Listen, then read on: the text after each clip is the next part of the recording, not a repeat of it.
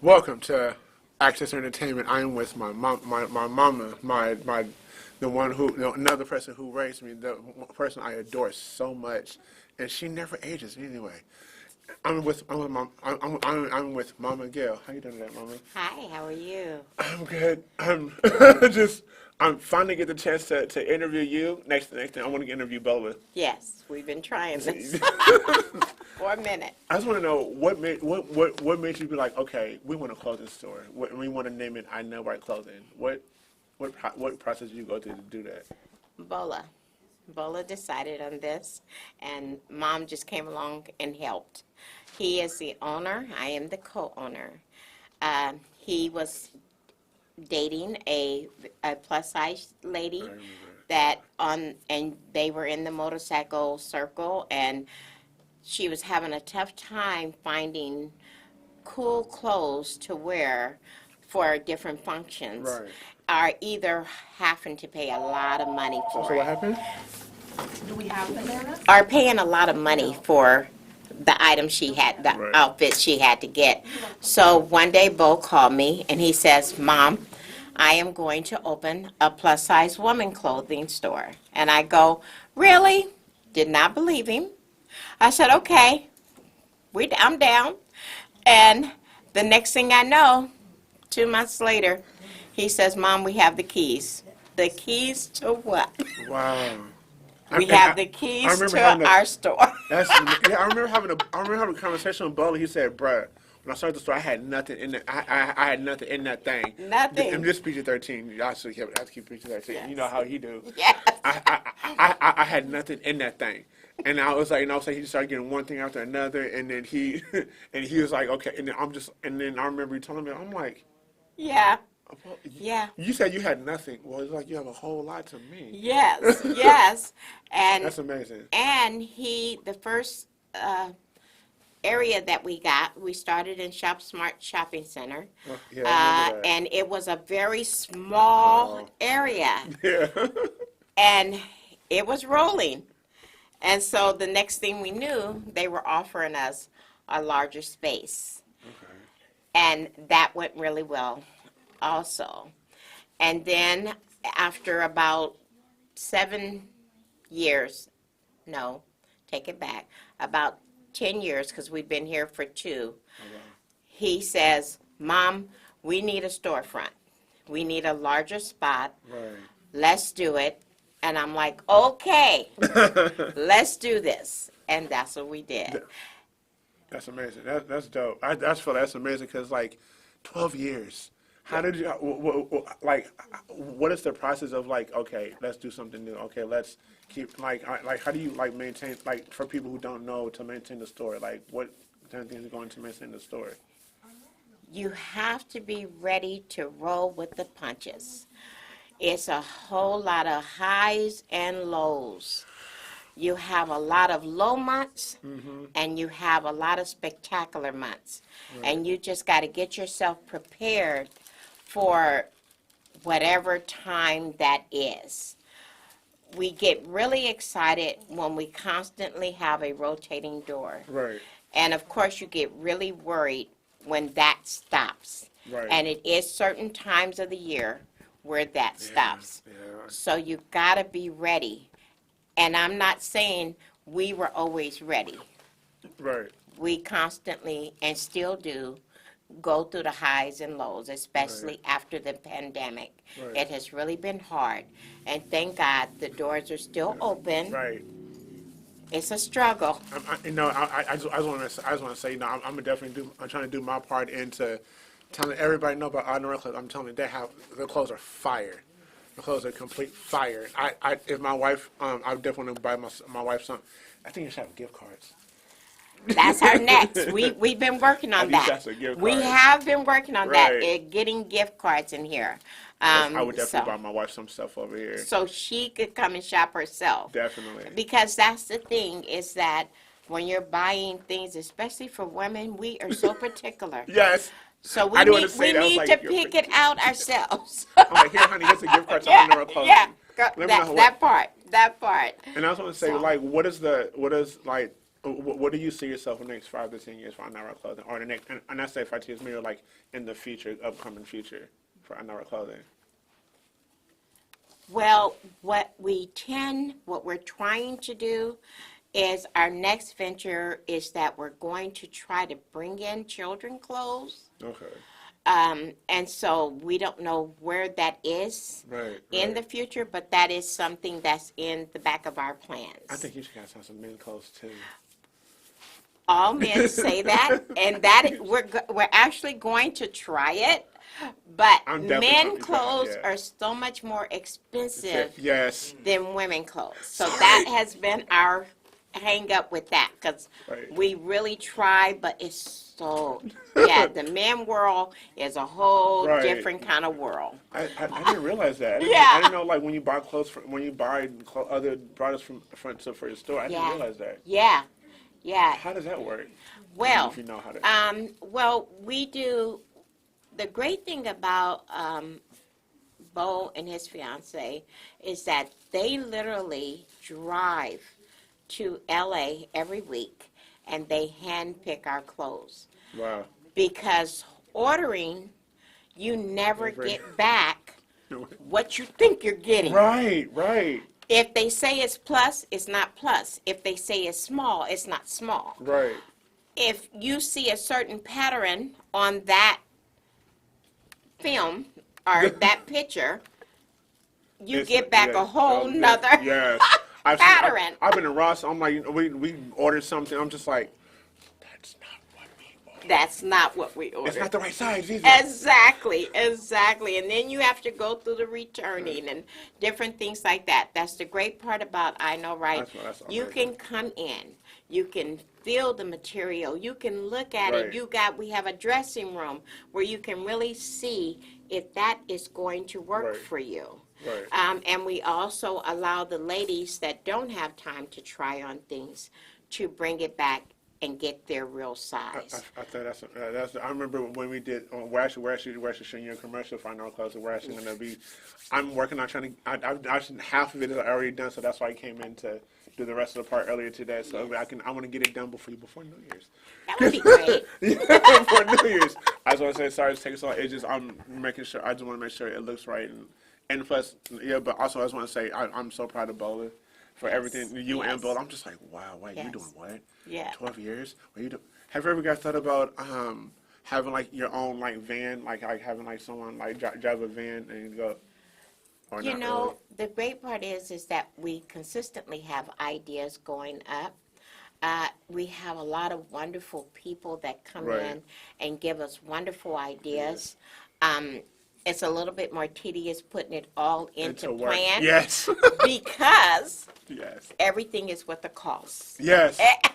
Yes. You And get nothing for especially free. in today's world. In today's world. Wait, wasn't So- this just 99 cents yesterday? Right, that part.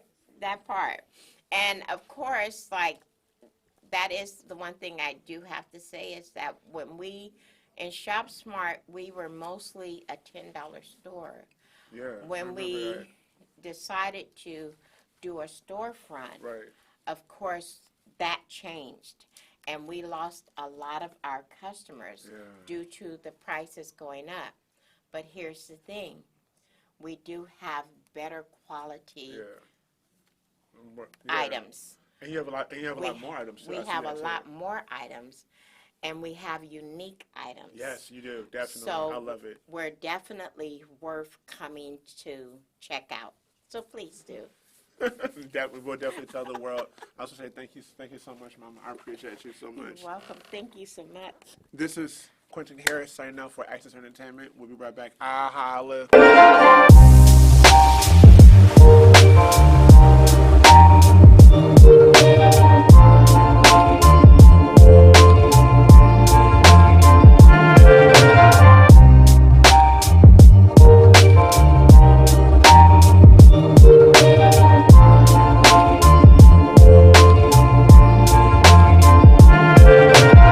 Lovely day today, isn't it, ladies and gentlemen? Today on Access Entertainment, we'll be interviewing the DP of She's Not Mine, DK, and you'll be seeing a host of different.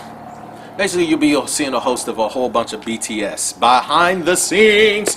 This is Pharaoh, the king of entertainment. See you soon. Oh my God! So today on Access Entertainment, we are interviewing Mr. DK. What's going on, bro?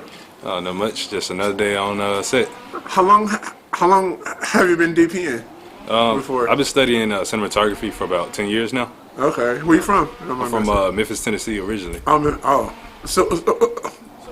God. What would you say the hardest part of being a DP is, and how would people go about it if they want to get into the career? Because there's a lot of people that want to do it, but I don't think people pay attention because I go to school with people and other stuff. But what would be best advice to give to people who want to get into this line of work like you're doing? I'll say best advice as a DP.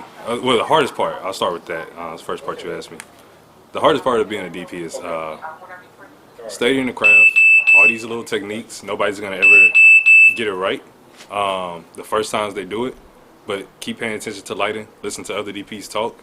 I think that'll be the workaround of the hard parts that you may face as a DP. Learning lighting, like you got to learn all the basics to what it takes to make a perfect picture, and even taking the craft a little step back, learning photography, so you understand the perfect composition of a photo. 'Cause that's all video is. It's moving photos. So, do you think that the photos hard to move, or is it just like, is it basically easy if they basically go out and start like videotaping stuff and just start playing with it? I'll say it gets easier the more photos you take, the more you pay attention to the composition of the rule of thirds, the depth of field, learning what's interesting about a frame, learning what's special about a color, even understanding a color palette. It's like, oh, if you look at it's gonna go off the point, but you look at a tree in the spring going into summer into fall, you notice it goes from this light green to a dark green to an orange to a red to a brown on the ground. If you pay attention to that color in a photo, that'll probably be the most beautiful photo you ever seen. So Just like a painting. Okay. So it'd be like, okay, so we take a picture, just mash it together, boom and boom and boom. Okay. Yep. What would you say in the DP realm is the most easiest thing to do? Or would you come complications with, do you have like confrontational problems with people with different ideas as a DP? That's what I'm basically trying to say. Yeah. Yeah. How often? and are you able to get the job Very done? often. Thanks to Apple and the iPhone, everybody has a nice camera now. Anybody who takes a photo is now a cinematographer. And it's like, hey, I took this nice photo with my camera. And although it may be a good photo, that's not to knock the photo itself, it's still like, you don't understand lighting. Your iPhone corrects the lighting for you. If the sun and a person can be perfectly exposed in the same photo, some magic is happening within the camera, and they probably asked some other DPs to figure out the science behind it. So talking to, I guess, getting input from other people, though I would take it if it's a very great idea, and it's not that I put input to the side, but sometimes when it comes to timing and setting up shots and setting up framing and lighting, and then I gotta talk to the director and then understand the blocking of a scene, it gets in the way sometimes. Interesting. With the so how hard is it to make the? Because I know with on being on set, you basically have to compromise for a lot of different scenes. Is there times where you as the DP have to basically say, hey, we don't have much time, basically have a time limit on the scene, on the things that you're supposed to shoot, and basically have to readjust or rearrange and turn it into something else with the director? Is it hard to ask them that? Is it easy? Is it difficult? Like, what range of like comfortability or understanding do these up and comers have to understand about with compromise towards your team? With certain shots, a lot of DPs, especially in, like my close friend group or just people out here around the industry, they got these nice, beautiful, luxurious shots, and you'll often hear them say, "Oh, I don't care, it's going on my reel. I don't care about the project as a whole." I'm a little different than that, but a lot of people will say like they don't care about the project as a whole. For me, I'm like, does it contribute to the story? Is this shot saying something in the scene that nobody else is gonna hear within probably the dialogue? But what's the important parts of these scenes so we can make a full story? Can we tell this beginning to end, shot by shot? The second part to that is, I had it and I lost it. But no, the second part to that is, when it comes to compromising on that beautiful, grand, luxurious shot that you have in mind, you gotta think about what's the best way to simplify the shot, still make it beautiful, and still get the point across. That's basically what I'm trying to say in a nutshell. And last question, because this is something interesting to think about. Well, yeah. So, has there ever come a time where you had to literally completely just drop out of the project because it just was, this project just looked like it wasn't going to go anywhere? For me, as a DP, it's I never had to drop out a project because I didn't believe in a project. I don't take no project I don't believe in. I come to a workspace with the mindset of this is gonna make it. This is gonna be it. This is gonna be the break that everybody gets. So I try to think about it in that aspect of this project has to be a Grammy winner, and I try to go with that attitude every set I go to, whether it's an interview, whether it's a music video, whether it's a movie. It doesn't matter. So if I treat any project less than the other, that means that I don't really care about the craft or the project. Simply. Is there any projects that is your favorite? There has to be. It's one I did recently called the Chase Lounge. It challenged me as the DP the most. It was a very combative set. I'm not a combative person. It's a very combative set, and but it was the most. It was really what I seen myself being in towards my future. So. Thank you so much. Thank you. Yep. Have a good day.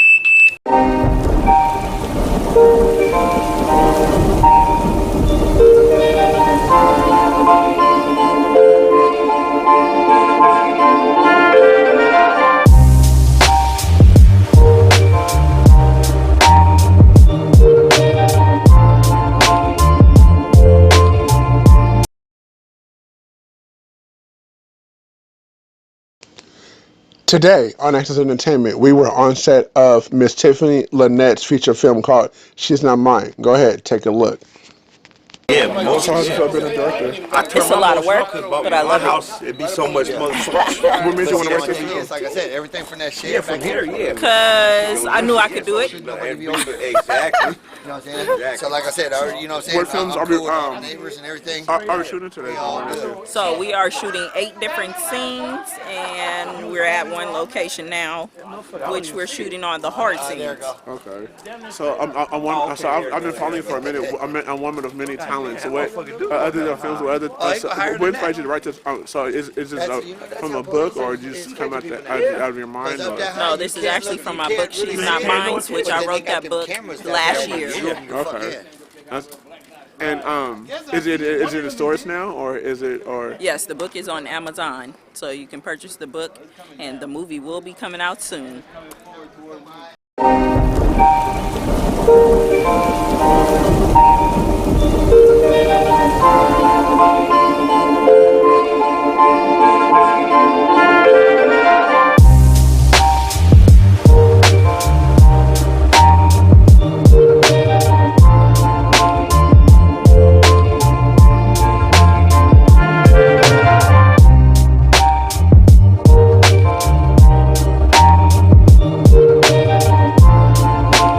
Back to Access Entertainment. My name is Farrell, King of Entertainment, and I am here with my best bud.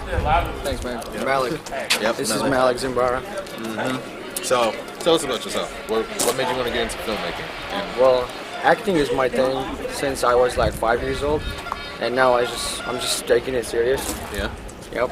I've been in a couple of movies, and we're looking forward. Hey, you got corn? Sorry. So, who inspired you, and who was your favorite actor? My favorite actor is Will Smith. Sweet. Like, I'm out. That's my favorite actor too. Yeah. Get inspired by him so much. Definitely. Tell us, what movies do you wish to play in the near future? Or now that you're on this journey, you know? Well, I mean, Hollywood is my goal for right now, and hopefully we'll make it one day. Okay. Who do you mostly want to inspire as an actor?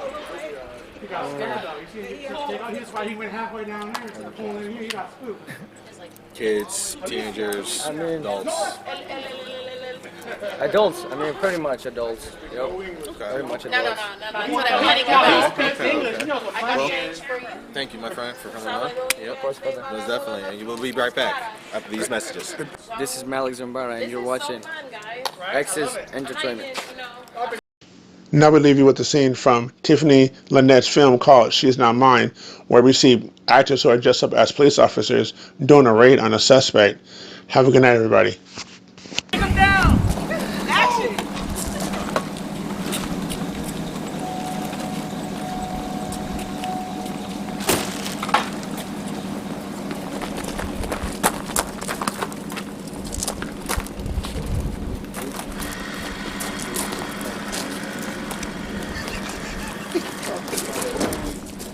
He's at the garbage